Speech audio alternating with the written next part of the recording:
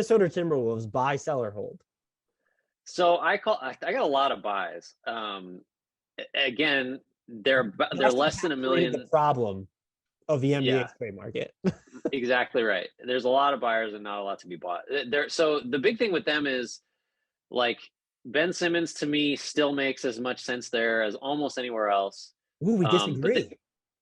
oh really? I like him there because here's my. Can I give you my Ben Simmons explanation? Even because it doesn't matter because it's never going to happen. No, you can't. Um, Let's move on. they're so willing to play non-shooters as it is. So it's twofold. One, if you're willing to play McDaniels and Vanderbilt like a fair amount, which they are, Vanderbilt being better and very good actually, and they can't shoot. If you're willing to play those guys that much, what's your objection to playing Ben Simmons a lot? And you're going to say, well, D'Angelo Russell's on the ball. Problem. D'Angelo Russell shouldn't be on the ball. Like he's having a much better year. He's playing defense now. Like, or Ben Taylor did a great video about how he's communicating and all this other stuff. I don't want D'Angelo Russell as my primary ball handler for $30 million a year, especially with Edwards ascending and Towns constantly deserving more shots. So I'm cool with the fit with Simmons there because they're already playing non-shooters, and I think Russell is overpaid for his role. But they can't do it because they're $1 million from the tax. They don't have the salaries to make any sense without a third team. That's been the case with respect to Simmons forever. So I'd like them to be a buyer. They can throw, Torian Prince, Jake Layman, Josh Okogie together and get up in the neighborhood of $20 million. I think they've got all their own picks now they've got their picks because That pick the conveyed one to conveyed to the Boston. Yeah. Warriors. So they have salary ballast and they have first they can offer, but they don't want to get over the tax, I suspect.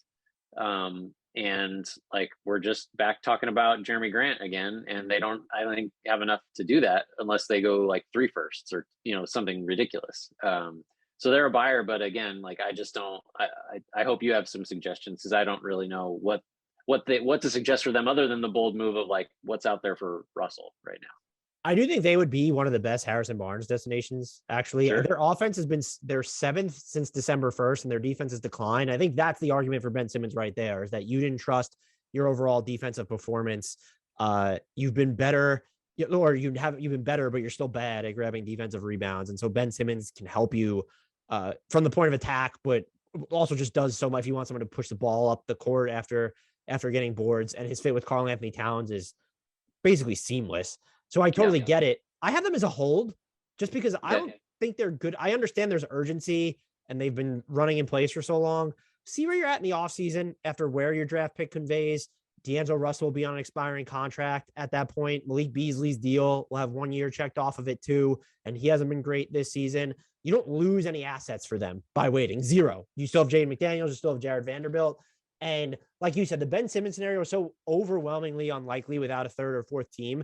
And just the amount of picks and assets it would take to get him. And just the other thing, you're probably giving up D'Angelo Russell in that trade. No, like, are you getting away with just Yeah. including Malik Beasley, salary direct, and then all the picks and swaps possible? And whether they end up with the Sixers or other teams, whatever, that just doesn't. And I do think, not that you wouldn't trade D'Angelo Russell for Ben Simmons, but it does trade the context of your team. And all these basketball, you mentioned the Ben Taylor video. I talked to a college coach who mentioned D'Angelo Russell's the defensive communication this year. Timberwolves fans and media have been singing his praises a bunch. It'd be an adjustment to make midseason. And I just don't know that there's the player out there, including Ben Simmons, insofar as he's even gettable, that actually does anything to noticeably increase your ceiling this season. I think your next deal needs to be a bigger swing. And maybe that's more accessible over the offseason. Also, maybe I'm just trying to make a podcast with more variety by saying hold, since we've been so many buys. Really, though, I just think this is a team that still sort of needs to go through another stretch of self-discovery to understand what they actually have. And then let's reevaluate the trade market. Because look, realistically, who's the best player you're even getting at this year's trade deadline for the Timberwolves? If it's Harrison Barnes, he does a lot more for the Memphis Grizzlies than he does for the Minnesota Timberwolves in terms of elevating their immediate ceiling. Yeah, I agree. I think hold makes total sense, and which like that's probably what they'll do just because of the tax concerns. I think.